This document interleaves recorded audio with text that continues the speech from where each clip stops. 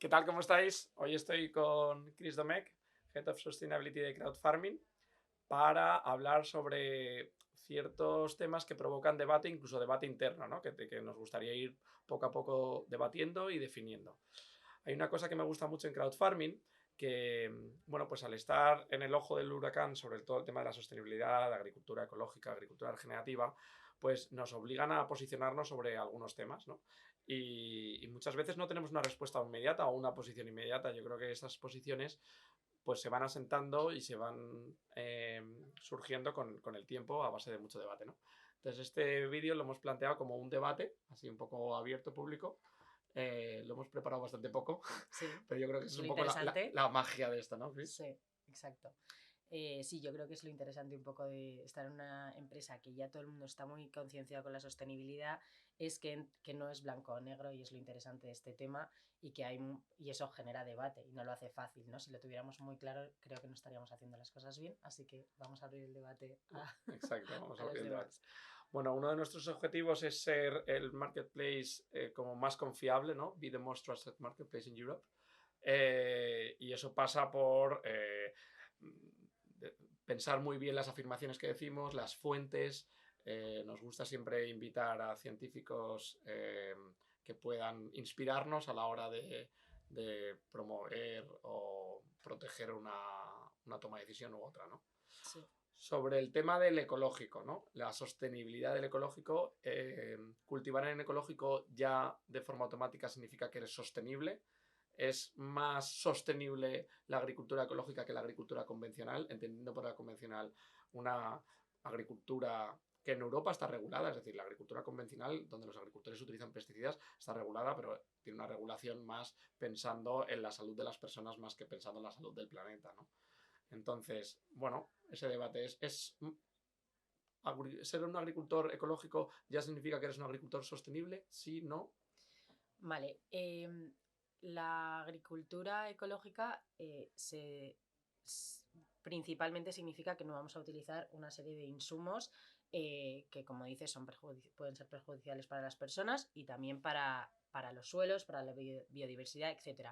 No significa que todo el mundo que no tenga esa certificación los esté usando, a veces simplemente no están certificados, pero ya lo hemos hablado en otra ocasión, nosotros necesitamos una línea base para asegurarnos que los productores con los que trabajamos tienen unas medidas mínimas, ¿no? Pero el ser ecológico hay unas franjas enormes, ¿no? Y puedes ser ecológico cumpliendo los requisitos mínimos y puedes ser ecológico haciendo mucho más allá, ¿no? Y últimamente o sea, nosotros creemos en el ecológico, por eso casi todos nuestros productores están en conversión en ecológico, pero eh, hay cierto debate que está saliendo últimamente en torno a que las emisiones de carbono pueden ser mayores por kilo producido en el ecológico que en el convencional. Y esto está causando mucho debate. Porque decimos que estas críticas dicen que la producción por hectárea en el convencional es mayor que en el ecológico, ¿no? Exacto. Entonces, bueno, yo creo que es una forma demasiado simplista de ver la agricultura ecológica. Para empezar, como decía Chris, la agricultura ecológica simplemente regula a nivel europeo, ¿vale? El sello ecológico de la agricultura ecológica, que es el que nosotros promovemos entre nuestros agricultores, y en todas las frutas y verduras que estás en crowd farming o ya están certificadas en ecológico o están en proceso de conversión, que importante resaltar que el proceso de conversión ya es un proceso auditado. Es decir, en conversión no significa que te lo estás pensando, no, no. En ecológico es que ya has tomado la decisión, ya estás cultivando en ecológico y estás en esa fase, ¿vale? En la que te estamos auditando, te está auditando también el organismo de la Unión Europea como agricultor y simplemente pues que tiene que pasar unos años hasta que tus unidades productivas, tu campo puede ser considerado un campo ecológico.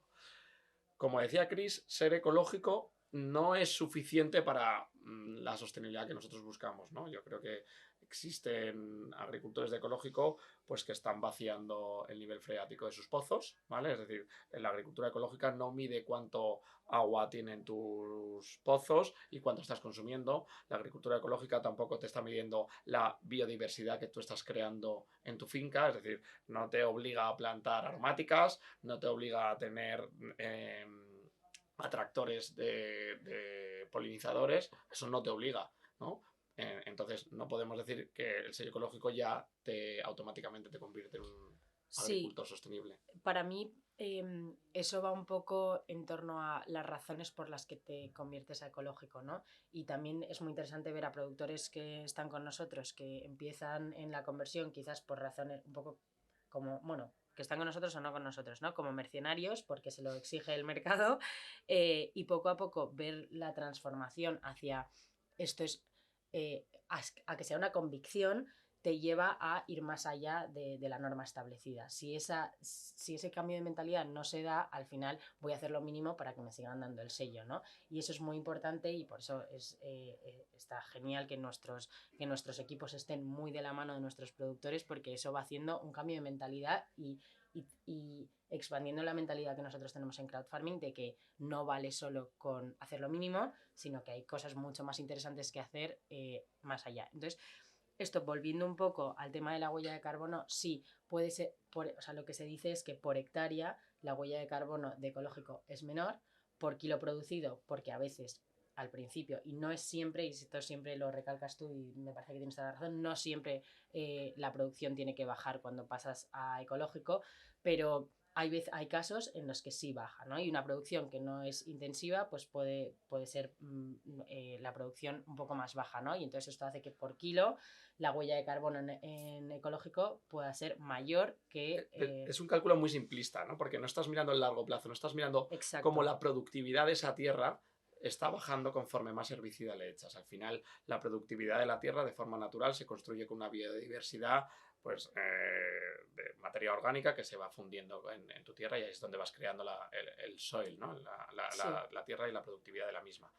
Si tú utilizas herbicida te estás cargando años y años de esa fertilidad y al final lo que estás haciendo es que tu suelo siempre dependa de agentes externos para Claro. cultivar. Entonces, la agricultura ecológica más purista, incluso la agricultura regenerativa, lo que introduce son animales para que esa fertilidad, entonces la introducción de ese animal, ese compost que estás generando en tu finca, eh, significa que también estás evitando que te traigan abonos químicos de lugares muy lejanos del mundo, ¿no?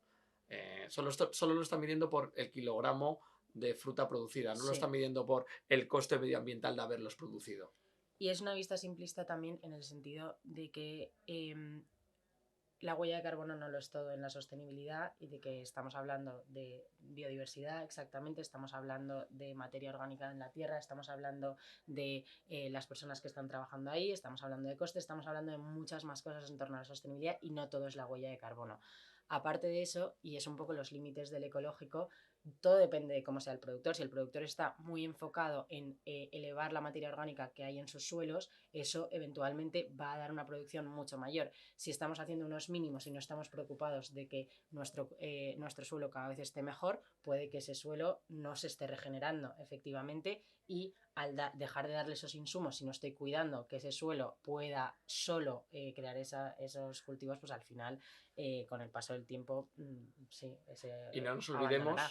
no nos olvidemos del desperdicio de alimentos que tiene lugar en la venta ecológica, sobre todo cuando es directa al consumidor final, con la venta convencional. Me explico. En el convencional, el canal de los supermercados muchas veces está diseñado para producir alimentos que se vendan por los ojos, con lo cual todo lo que no sea estéticamente perfecto, todos los frutos que no sean estéticamente perfectos, los acabas desperdiciando. Mm. ¿De qué te sirve producir 100 kilos de naranjas por árbol si luego vas a desperdiciar 25 por las ineficiencias de la cadena de suministro? A lo mejor compensa producir 70 y de los 70 aprovechar 68 kilos, ¿no? Sí, esto es otro de los temas principales que hay, que se dicen en contra del ecológico, es muy caro o no podría haber suficiente para alimentar al mundo, ¿no? Y creo que ahí has tocado un tema clave que es el desperdicio de alimentos. O sea, si siempre hablamos de ello, si estamos desperdiciando un tercio, no podemos hacer esa afirmación y otra vez es muy simplista. Tenemos que, es verdad que o sea, yo doy la razón, a veces es caro. eh, es Es caro, caro comparado con es ca- el precio irreal que nos hemos exacto. acostumbrado a pagar por los alimentos. Entonces, siempre la gente se va a los extremos. Alguien de muy bajos recursos que no puede comer, bueno, esos son extremos y no estoy pidiendo quizás a esa gente que haga esa transición ahora y quizás eso necesita O otra. quizás la solución viene porque un gobierno reduzca el IVA Exacto. de los productos Exacto, ecológicos. entonces quizás es repensar dónde están las ayudas, es la ayuda a la producción, pero también quizás tenemos que dar una ayuda en el consumo, ¿no? Que sea la demanda la que, como en muchas otras industrias, la demanda la que guíe el mercado. Entonces, si hay mayor demanda porque es más fácil acceder a esos productos, quizás habrá más producción y no será únicamente por exigencias, ¿no?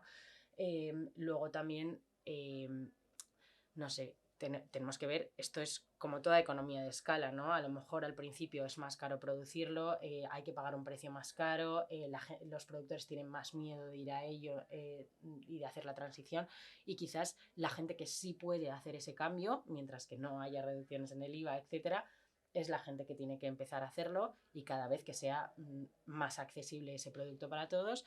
Y quizás tenemos que también repensar nuestra dieta, pero luego ya nos estamos metiendo en muchos temas, pero quizás es consumir más de unas cosas, menos de otras cosas y revisar un poco el modelo que consumimos y que desperdiciamos.